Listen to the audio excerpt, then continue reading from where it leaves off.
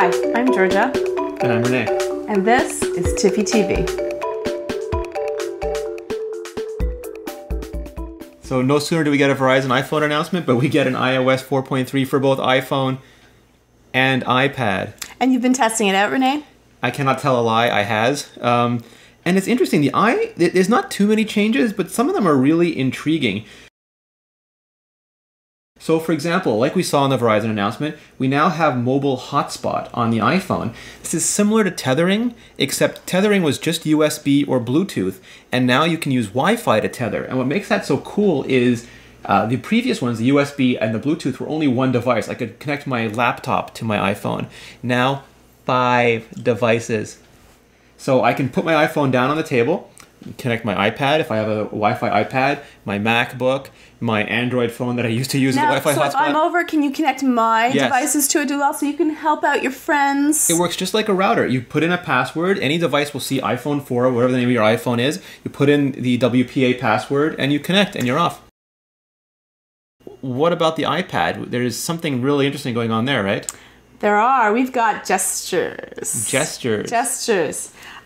So here we go. It's a lot of fun. So the first thing that you can do... Swipe between apps. Very cool. Swipe between apps or anything else that is... And that's sort of what Steve Jobs was showing off at the Mac OS X Lion demonstration. It's like they're getting these gestures from computer to iPad really in sync. Yeah. Jiggle. I love that. There is nothing else there. You're not going any forward. So that's the 4 fingers gesture. If you gesture upwards... Oh, the multitasking dock. It opens it up. Close it. So it's fast to go. It's faster to go between applications, but if you want to skip over apps, it's faster to use the multitasking dock. Yes. Okay. Yes, and you have the option to use both depending on what you're most comfortable for, and so that you're not going to wear out your home button. Whoop.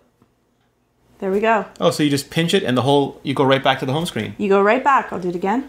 Now there were some rumors that Apple might actually get rid of the home button, but I can't see that happening. I don't think that they will. One is that the home button is used for certain things that it's only used for. There's not a gesture that will be able to replace it, so I think that would take a lot of time to do it. So if you want to take a screenshot of your screen, you still have to hold down the home button. Same thing with hard resets. Accessibility mode. Accessibility modes. Plus, if your computer, there's something that's frozen on it, it's not going to get the gesture, so it's really nice to have a home button. Something physical. And kids, too, because kids, it's not as discoverable, but every kid you've ever given it to from 2 years old to 10 years old, they press the home button. Now, there's one other huge change that's really worth mentioning, and I will give you the honor. Yes, yes. Now, this is something that it was my heartfelt hope that this would be changed back because it made no sense to me. Oh, so in iOS 3.2, it originally came with the iPad, the hardware switch was an orientation lock. Then in iOS 4.2, they changed it to a mute switch like the iPhone, even though it's not a phone. So and now, there's the volume button works. It's right next to it, like really. So what's happening now?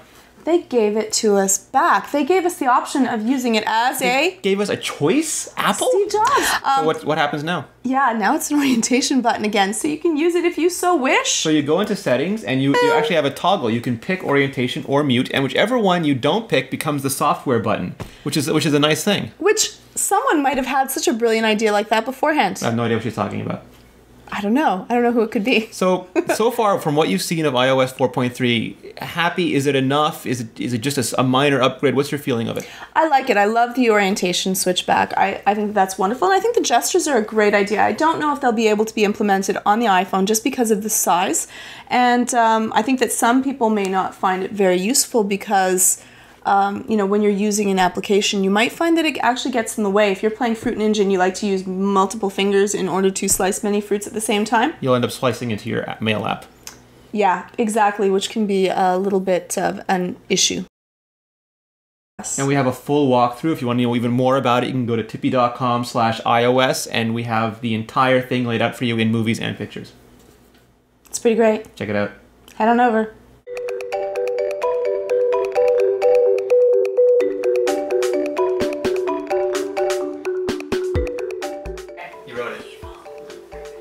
Yes, it was mine. Yes. That's going in the bloopers. I hate you.